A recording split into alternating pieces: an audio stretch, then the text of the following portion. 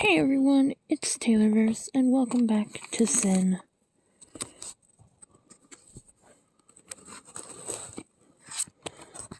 Hopefully we'll finish it today. How old and lined we looked on the following morning, but there was no respite. Death demands a new life. No settling into the same old rut after death. It has a double triumph. It robs life and fatally stings those remaining. What power! Now it used the weakest member, Dominic, to shake us out of any illusion of peace. With harmony forever gone from his life, he wanted to be straight with me, with all of us, for the first time in years. Straight, Dominic, aligned perhaps. Part of something, a rectangle, no, a triangle. Perhaps. Did you know, Elizabeth, that Charles had an affair with Ruth?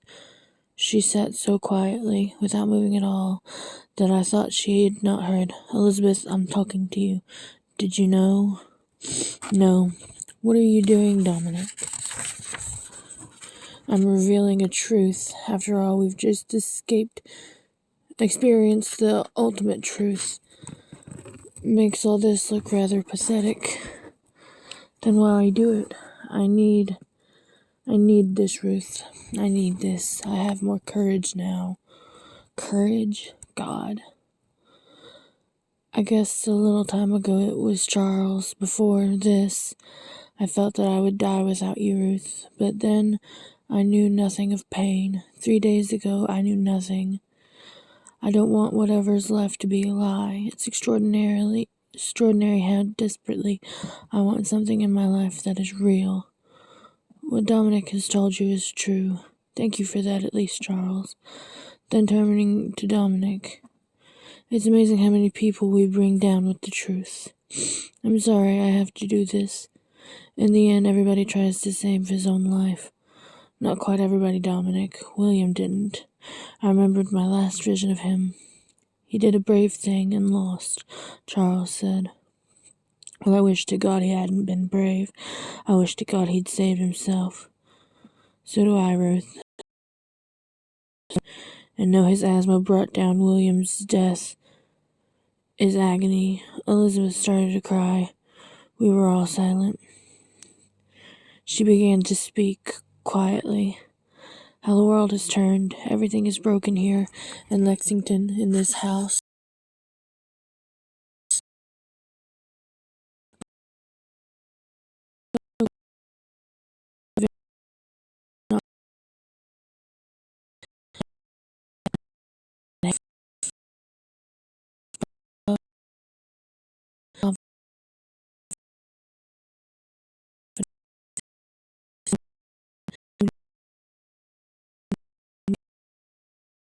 Ruth the dangerous, the brilliant, the more I needed to be good and quiet. That was me. Elizabeth, the good one. It's a way of life. No another way to be. No courage, you see. Not for Dominic's cruelty, even now. And I don't know how to deceive as you've done, Charles. And you, Ruth, I lack the stamina. Yes, I lack the stamina to do what you have done. I love you, Elizabeth. Please understand that, please. Charles moves towards her, beseeching her. I watched him, beseeching her. Tell him, Elizabeth. Tell him how I attacked you. Tell him. Charles, dear Charles, don't. Some instinct.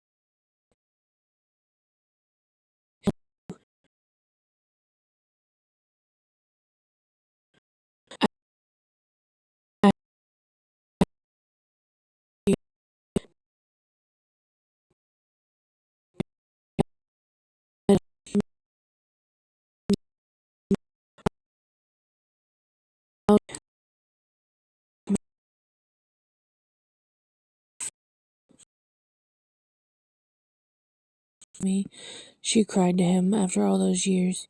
Hubert was yours, and only yours. I know that, Ruth. I don't need your affirmation. Stop all this, Elizabeth. Please, Elizabeth. I do not want this. Charles gripped the edge of the table as though he needed support. Charles, neither do I, but I must do it. All of us looked at her and knew that she would, for in the end, there is something stony in the heart of goodness, which is perhaps why all too often we avoid it. Later, the investigation of death, pointless, for death always commits the perfect murder. He has never been caught. He uses so many disguises, the face of illness or accident or violence. The list is endless. He's cruel, funny, macabre, wild, gentle. He is secret, famous. He hides, then leaps into full view. He is magnificent, pathetic. Always. Death is triumphant. Facts, established by questions and answers. Asthma attack, Stevens. A non-swimmer, Ben. A hero, William. Racing on his bicycle to save Stephen, floundering desperately, his asthma choking him in the water. William, a hero who failed.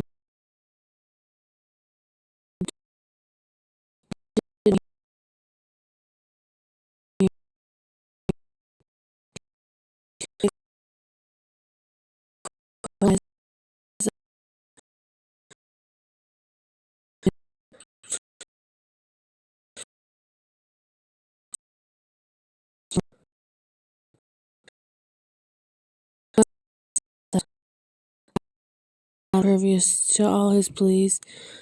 She had gone to live in a remote part of Scotland, in a cottage outside a small village, to paint. Ridiculous to me that so small a talent could sustain her. I took him gratefully, for I knew that he loved me to the limits of which he was capable.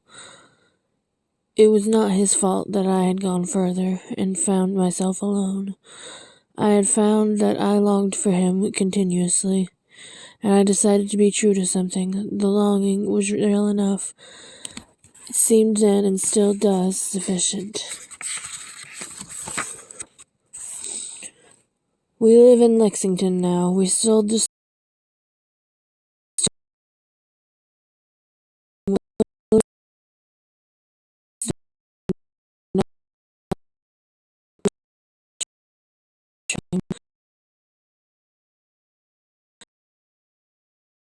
through an agent.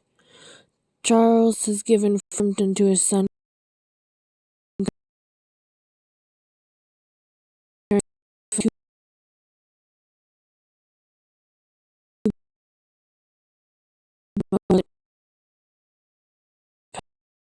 Extraordinary, her late cruelty. But my mother will not hear a word against her, and always says, I understand.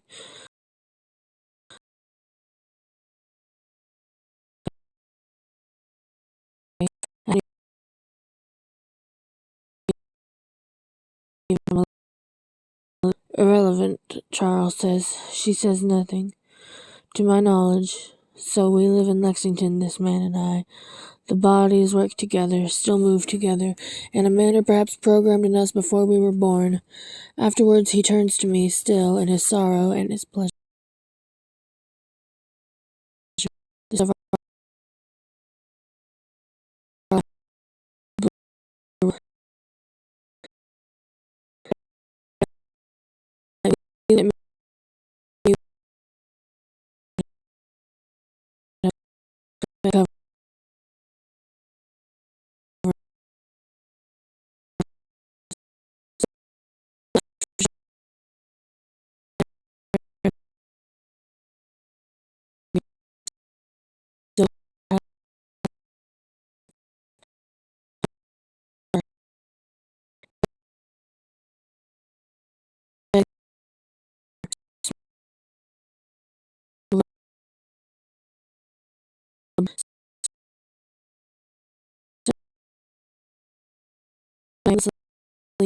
I remember,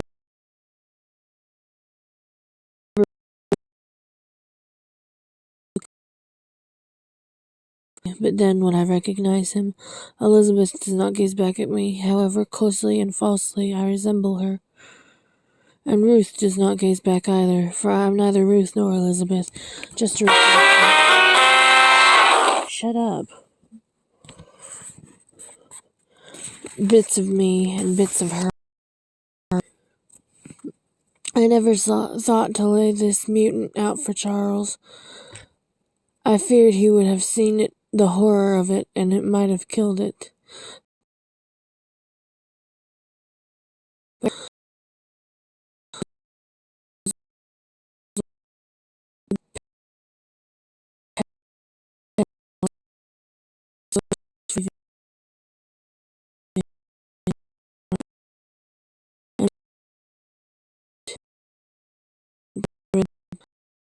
Felt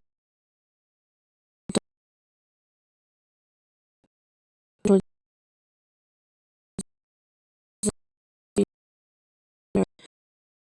before I ever April waves to the other side and back again. There were visions, of course, of the human adolescent statue, but I still have my own times, when I am magnificent, voluptuous, when I, Ruth, rise and fall on sheets or on the ground for him. But less often. I feel no resentment. Dominic? Well, Dominic left, not quietly either, with as much anger and bitterness as his exhausted soul could muster. I could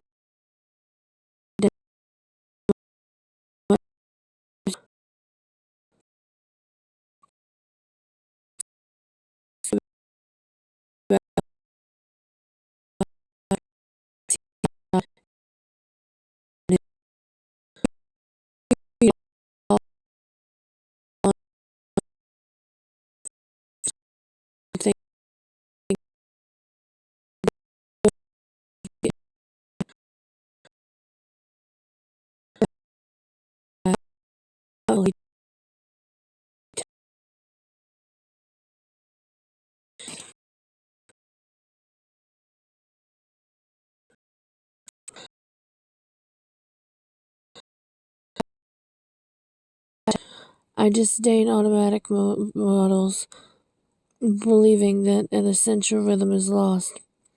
Charles, now more deeply involved in his charity work, had to attend as a member of an advisory committee.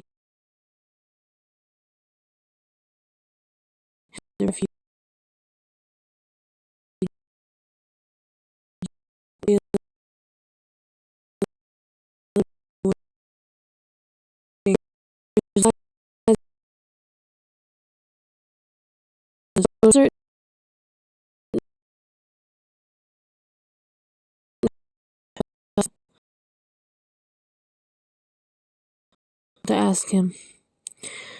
After some lies and subterfuge, I got it through the gallery, which was a success with her painting. She was now taken more seriously by everyone. Her tragedy enhanced her reputation, and living alone in Scotland could be little.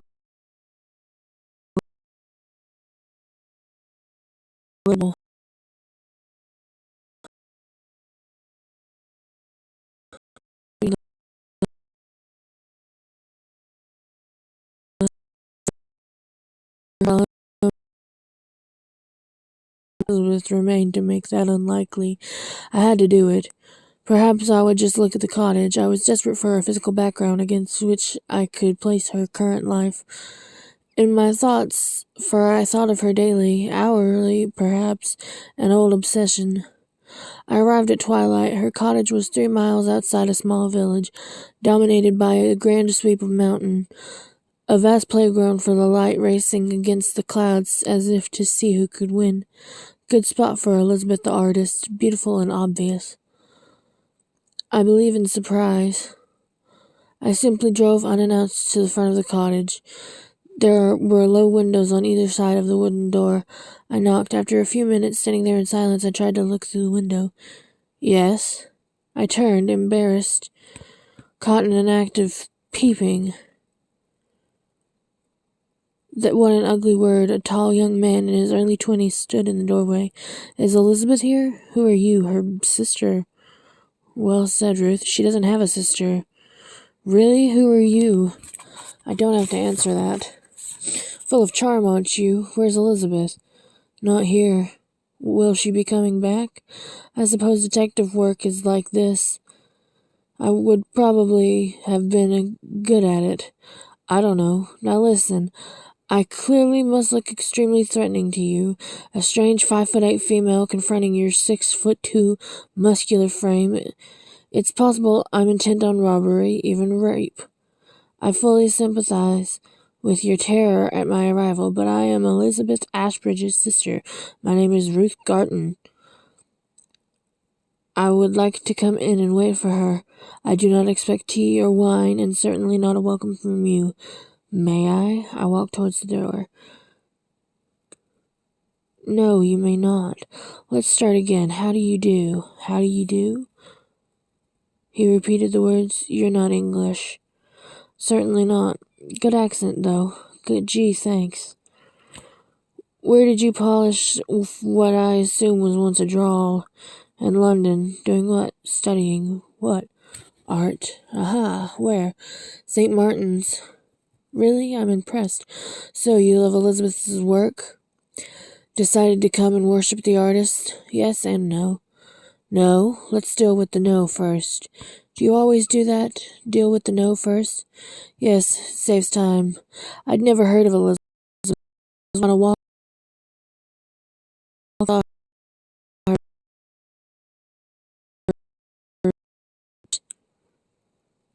He paused for a second, but I do admire her work, though not deeply. Well, that's a start.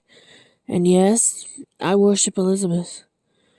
He said it so suddenly, so sweetly, that for a second emotion tea, ruining it slightly. Worship her. Yes, he said slowly, sexily.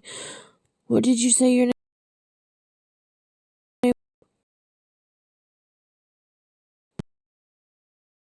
was? You have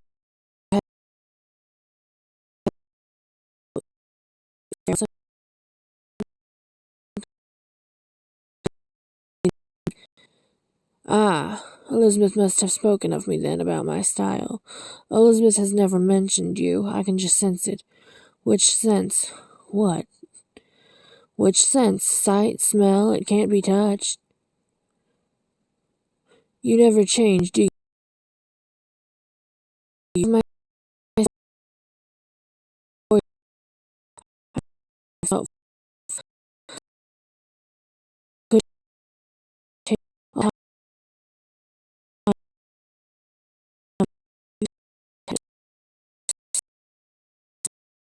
still recognizably herself, body still thin, tall, a creamy sweater over a white shirt, the jeans, heavy Wellington boots instead of loafers, beaten, weathered almost, but still herself. Well, Daniel, you did her best for a clue to myself. You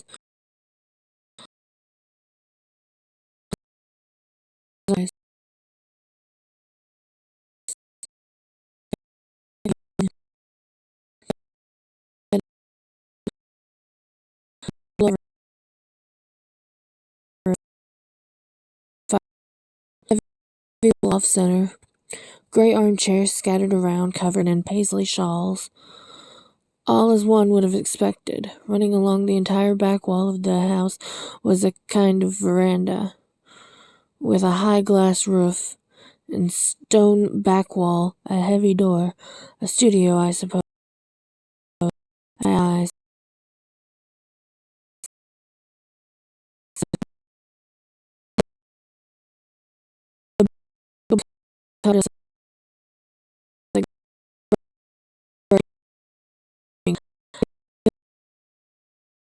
And he never grew to be. Stop it. Elizabeth, you never mentioned me? No. Does he know nothing? Nothing. How extraordinary, but then it's all extraordinary.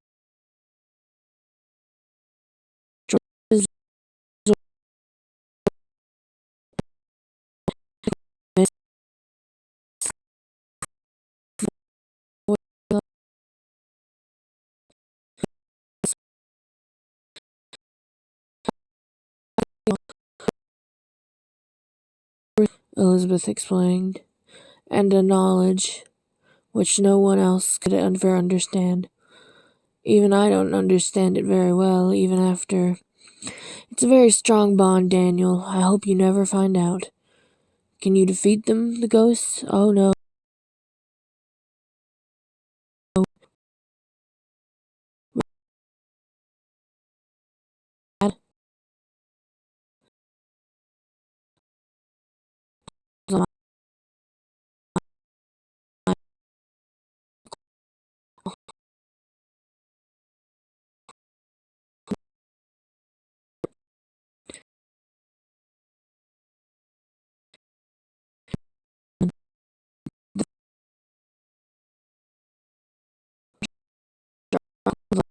She laid her head back and spoke quietly. You know, Ruth, it's useless to fight you. Do you understand that was why I decided to love you instead? No, decided to. It wasn't natural. I told you this before. I guessed early on that to fight you might be dangerous, that might enrage you further. Enrage me? Yes, you were full of hidden angers against me. You never said anything. What could I have said? I hoped in time that if I was quiet and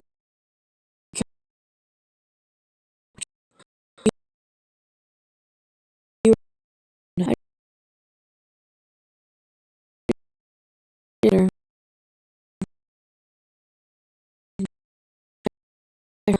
but that's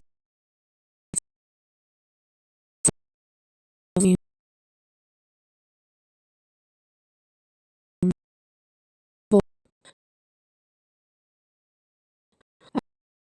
I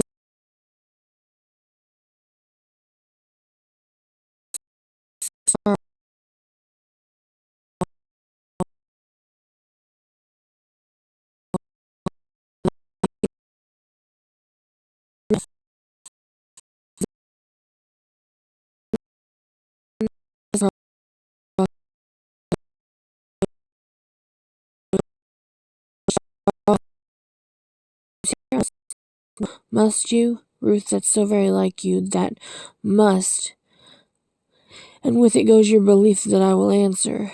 Why? Because you're Elizabeth. Yes, and you always expect a certain behavior from me. I've flirted with I flirted with your way, but I'm set in my own. I realized her strength again, why she would linger forever in people's lives, and why the loss of her was hard. Charles comes to visit me once a year. It's a private thing. Daniel stood up and moved towards Elizabeth. I didn't know he was your husband. You've met? I turned incredulously to him. No, I saw him once through the window. I came back too early. I had agreed with Elizabeth to leave them alone. I didn't know who he was. What did you see? There was a short silence. A man kneeling in front of a woman, as once my father knelt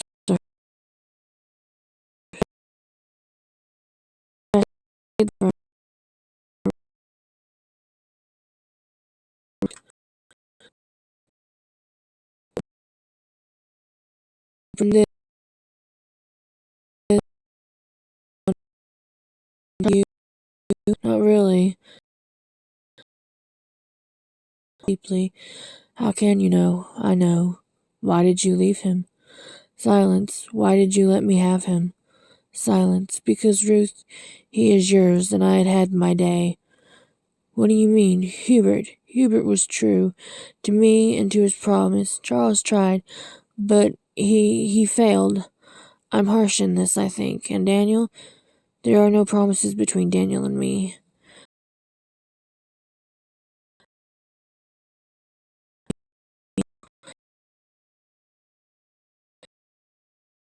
About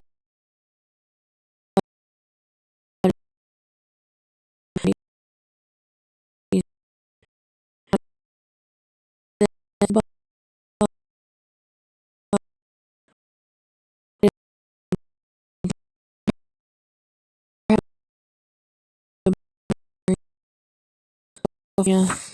I had my first crush on a girl when I was 15. She was beautiful. She was tall with long blonde hair. Her waist tapered. It tapered into a kind of chalice. Small hip bones and skin stretched tight across her stomach and creamy blonde pubic hair. I painted her with what my teachers used to call my high eye. I suppose she was my first model. I worshipped her body every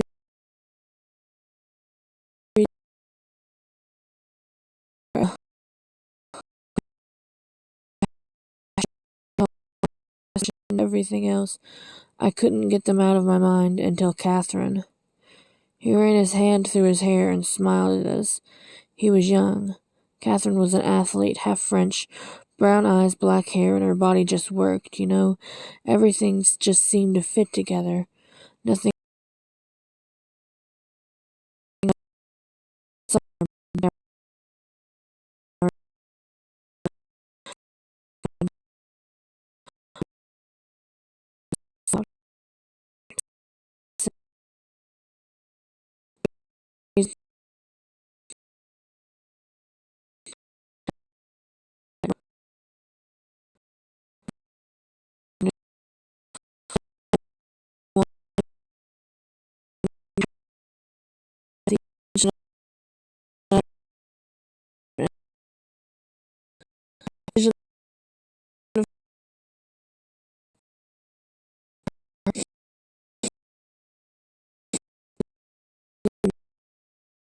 loss for me. Will that satisfy you? My death, perhaps. Perhaps. You're like a child, Ruth. You can't have. What you can't have, you must destroy. The habit of destructiveness has despoiled everything you had. You have. You'll spoil what you have with Charles because of your anger and his small need of me. And you want that as well. She looked at me with love and pity, and her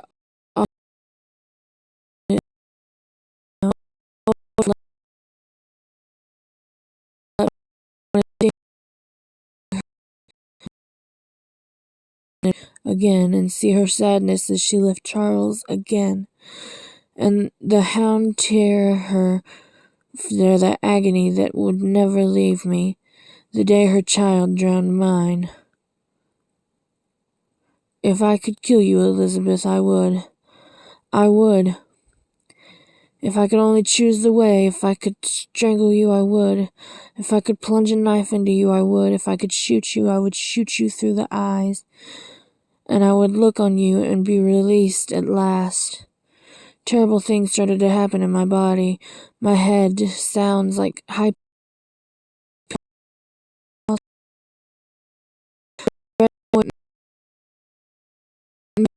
which seemed to float and shock close to mine, and my mouth was full of something venomous. I ran screaming down the corridor of myself, looking for a last door. There was some other force shaking my body. My bones were becoming liquid. Elizabeth and Daniel tried to catch the liquid as it spilled out on the floor. I was being torn asunder. I had miscarried myself. The red became black, and Stephen and William were drowning again. The second time for them. Oh, what cruelty. To make them swallow the water again. Oh, boys. Both boys. They cried out, not again, not again. Were they drowning in my liquid body? Could someone scoop it up and make a thing else? Was there a vessel to contain me? Something to hold me together? Words, more words came and drowned the screaming inside my head. I can't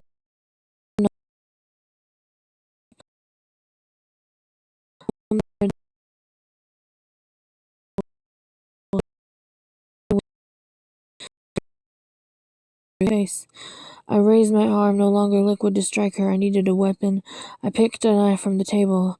I saw her eyes and all the pain, and all the love, and all the goodness, and turned the blade upon myself, and of course. And at last, the boy was suddenly behind me, disarming me, trapping me in his arms. We fell awkwardly, obscenely round the room as he grappled for control. Finally, he pinned me underneath him, and I was quiet.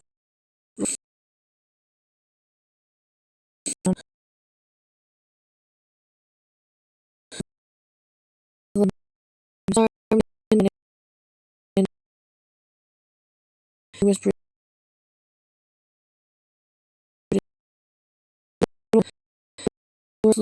were they the words of absolution for me?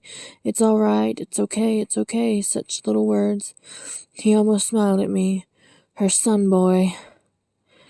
Then he released me step by step, legs, arms, his hands slid from my face.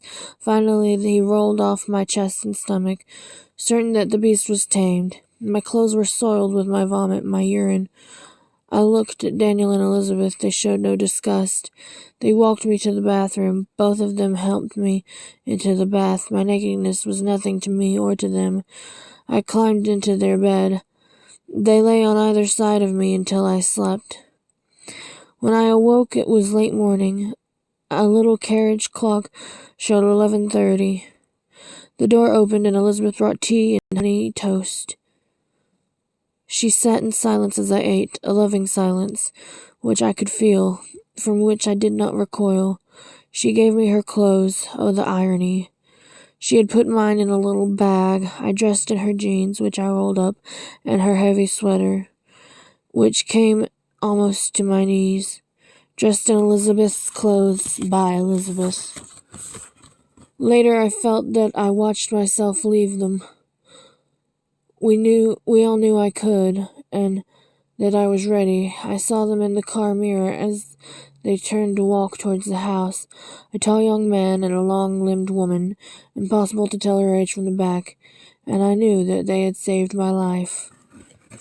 I never told Charles of my visit, a fact, though sometimes he looked at me and said, "You've changed, Ruth.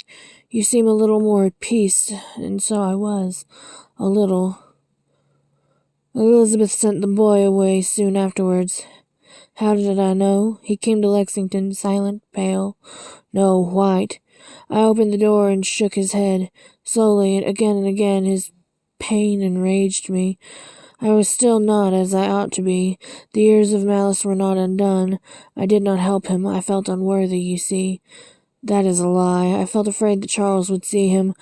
Oh, shame on me. My face contorted. I felt its muscles move to lock him out, to force his pain back onto him, to crush him. He took the blow. He bowed his head, then walked away. "Who is it, Charles?" he called. By the time Charles came to the door, the boy had vanished. "It was no one," I said. I never heard from him again. All this happened some years ago. The number is irrelevant. She is dead now. She died from cancer. I had a phone call from a local doctor. Apparently she had named me as the next of kin. Miss McIntosh. Yes, I have some sad news about Elizabeth Ashford. Is she dead? Yes, I'm sorry. How? Cancer. It was very quick. Breast cancer. Started in the left breast. I'm afraid she came too late. She was an extraordinary woman. Yes, I know. When I told her about the cancer, she said, "How strange that it didn't grow from the heart." I'll never forget that. How strange it didn't grow from the heart. She said it was grief, you see. Perhaps it was. I believe you're her closest relative. You're her sister? In a way.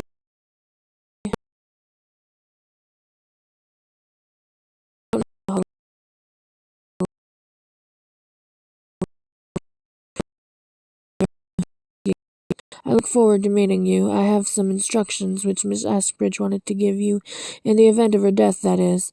They concern her burial, I believe. She didn't show me the letter, you understand. I see. Naturally, we'll do as Elizabeth asked. Yes, of course. I must speak to my mother, to her mother. I'm so grateful, thank you. I put the phone down. My life's companion was gone.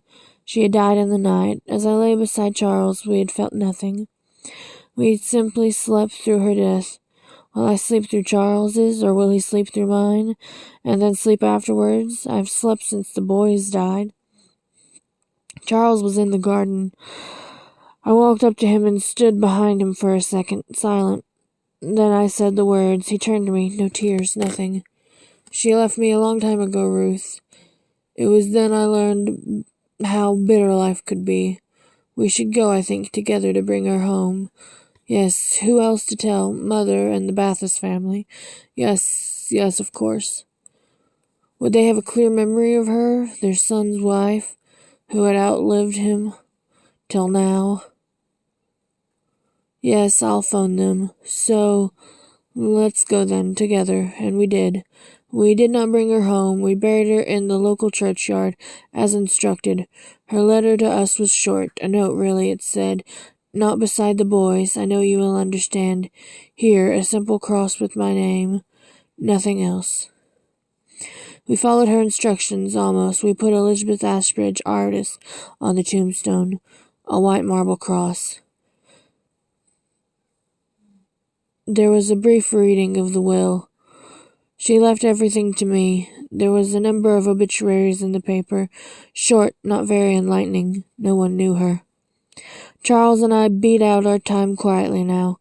We marked anniversaries where we once marked birthdays. And if I'd never met her,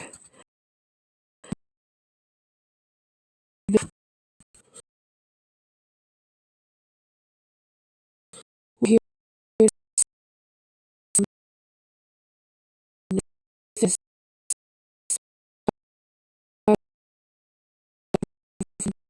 self-sacrifice or grace, it still proves the thing exists. Each act adds to the fun. It needs replenishment. No, either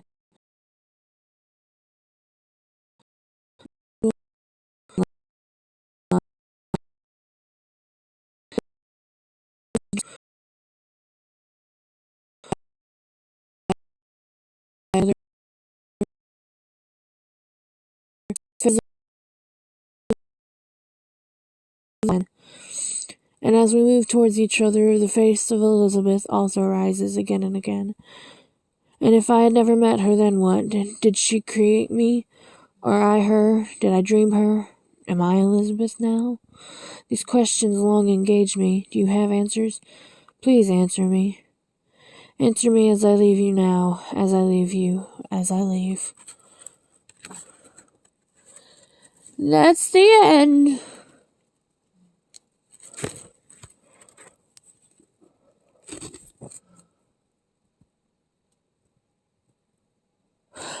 Okay.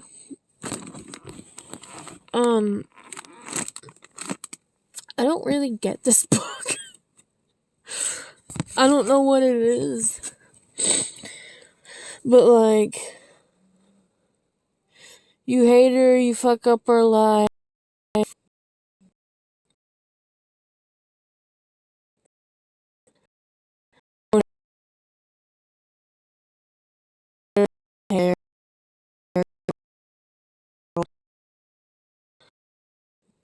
And then she dies.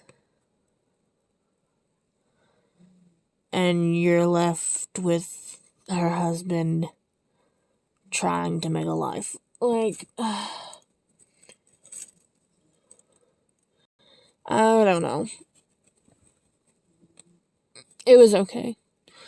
Leave your thoughts in the comments below, and I'll see you in the next one. Bye, guys.